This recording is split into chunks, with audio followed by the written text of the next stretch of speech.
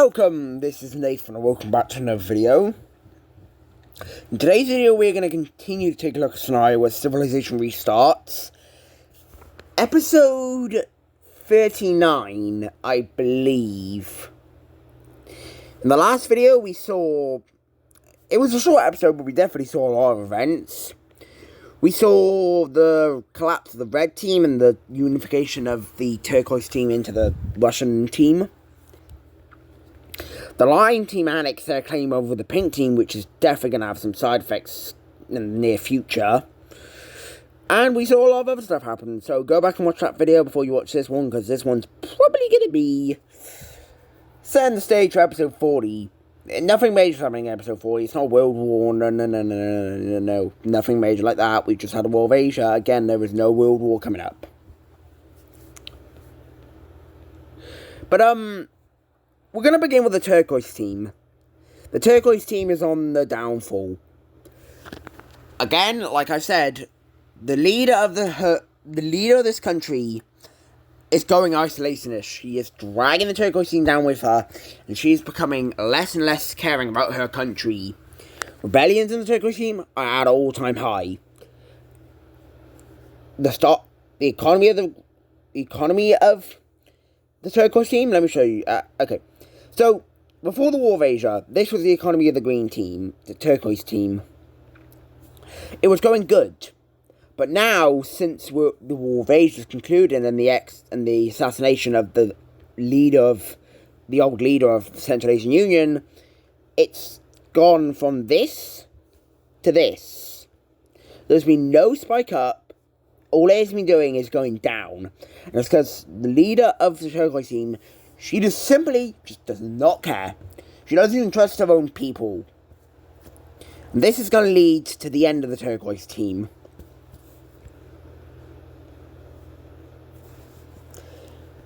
The turquoise team is one of the top 10 strongest countries in the world, but what she has done to her country has ruined the country to pieces. And we see the Pakistani country that used to be over here rebel away from turquoise team. So, the Pakistani country they used to... This is way too big of a bush. We see the return of the Pakistani country that used to exist over here. If you remember this team... Well, you should remember them. It wasn't that long ago they existed. They existed about World War II time. They were very quick with the turquoise team, and now they're back. They're back in the game. I think this yellow dot was... Correct me if I'm wrong, but I believe the yellow dot you see here was their capital. That is not the right colour. I do believe that this yellow dot was their capital, so there we go. But it's not over here for the turquoise team. Oh, no. We see a rebellion happen. A group of people in the turquoise team want this leader kicked out. And with this, we see the turquoise team have a rebellion pop up. Have a couple spots of rebellions pop up. The leader of this country does not do a single thing about it. The military will jump into action, but will slowly but surely join these crowds, as the leader just does not give a single crap. This is the worst leader the turquoise team has ever seen in their entire existence. With this, these rebellions can pick up the speed quick, as they all connect up together.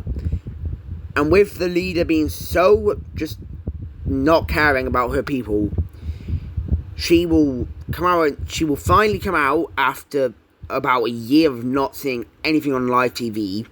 She'll come out and say, "Stop. Can these rebellions stop? I will fix the country." But during... God damn it. While she's talking, these rebellions do just pick up heat. And what is bad is, while she's talking, a group of rebellions pop up in the capital city and completely overwhelm her. They capture her and kill her. I do not want to go into detail how they kill her, because these rebellions are one of the worst rebellions the world has seen. The level that this is going to is the level of Afghanistan. in our modern day, or the Taliban. I don't know if am I allowed to say that? I think I'm allowed to say that. With this, the turquoise team will completely collapse. So let's take a look how the turquoise team will be treated.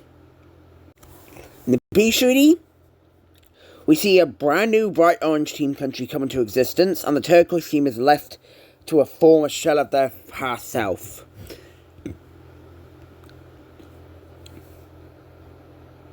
One of the strongest countries in the world has just fallen to its own people. The capital of the orange team is going to be here. With the turquoise team, well, the end of the turquoise team, basically, the world is completely shocked. I mean, it was expected, but they didn't believe it was going to happen. A lot of countries have good relations with the turquoise team, but it's gone. I mean, the people overthrow it. And a little reminder about this orange team. This is, this orange team is pretty wild. There are, like, no freedom, like, the people who live in this country have, like, no freedom of speech. Like, it's on the level of North Korea here. And it's a pretty populated country. And well, to be honest, does the world care about it? No, because they got bigger worries, and, well, with Korea having nuclear bombs, Russia wanted to create nuclear bombs, the Lion Team having nuclear bombs.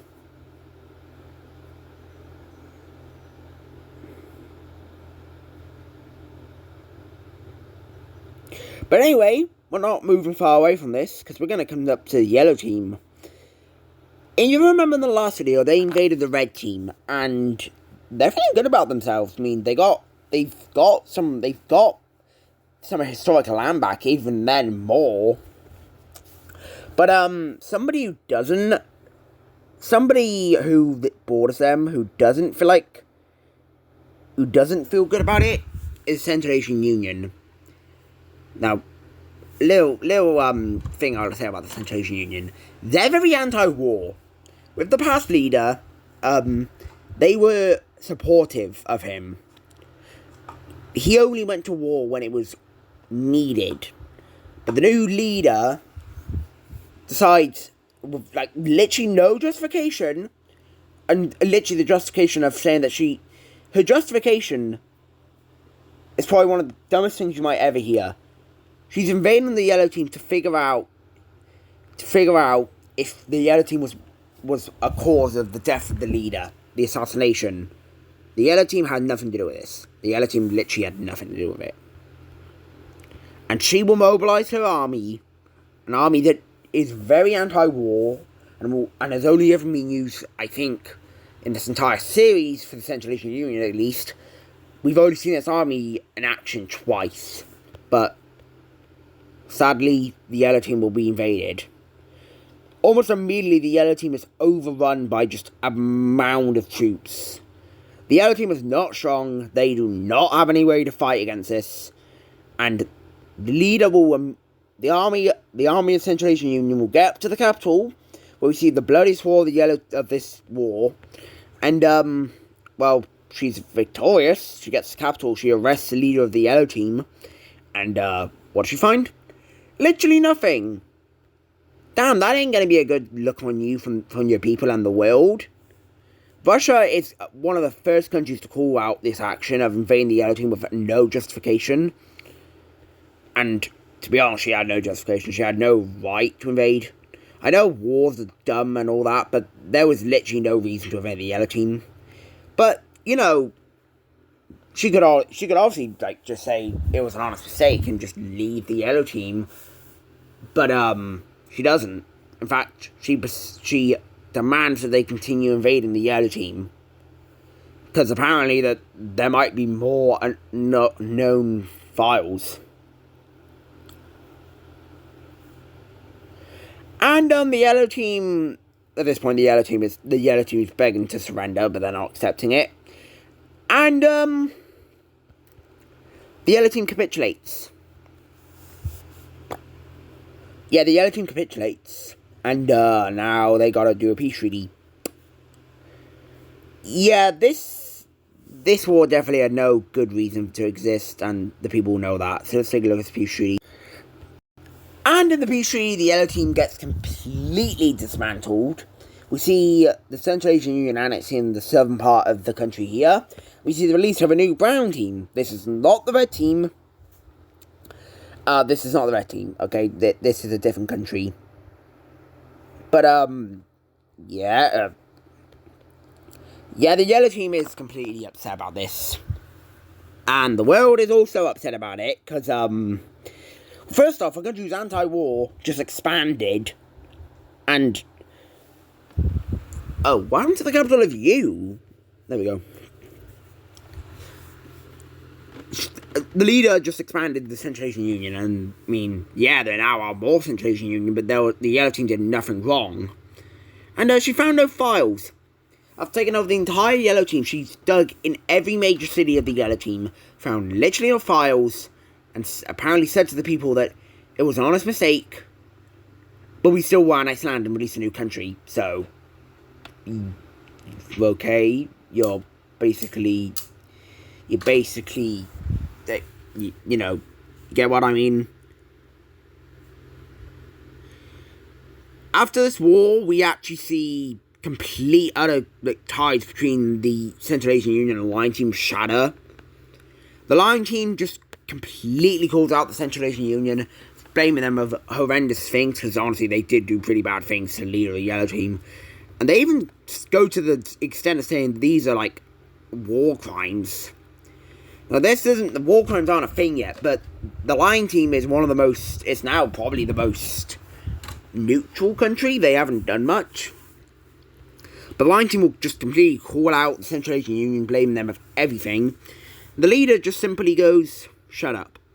Literally, she literally says, she doesn't say that, but she says horrible stuff to the leader. But anyway, with that out of the way, time to take a look at nukes. The Lion Team has definitely been developing their nuclear stockpile crazy fast. Now, what do I mean they're developing it crazy fast? Well, it's because of up to 30 nukes. Yeah, that's kind of insane. They went from, I think, 10 to 30. Was it 10? I think it was 10. But we need to go to Russia. Because Russia has just developed their first nuclear bomb. Oh, that's bad. We now have a third nuclear power in the world. These countries don't have any hostile relations, except for maybe Korea and Russia. But we now have Russia developing their first nuke. And now we have the Central Asian Union. Well, the leader of the country of the Central Asian Union, she begins development of nukes. The people of the Central Asian Union are like, wait, we were anti-nuclear. We don't like nukes. She doesn't care. And the world is just shocked. She begins researching into nukes. Scientists in her country begin developing the first nuke for the Central Asian Union. And simply enough, the world is baffled. They don't know what to say. Anyway, coming over to Korea. Korea is, let's just say Korea was the first nuclear power, and they are definitely keeping that title for the most amount of bombs. As they're now up to 37 nukes. We're nearly at the halfway point of nearly having 100 nukes. This is, scary. And, the countries know this. They don't know, they know what, I mean, for example, the Yellow Team kind of understands, the Yellow Team's probably the most anti-nuclear country right now, even more than Central Asian Union's people, but they understand how bad nukes can be, and the world does. They saw what happened to the Pink Team, they saw what happened with the Pink Team. The Pink Team's capital doesn't exist. I don't know why it's on the map. The Pink Team's capital does not exist.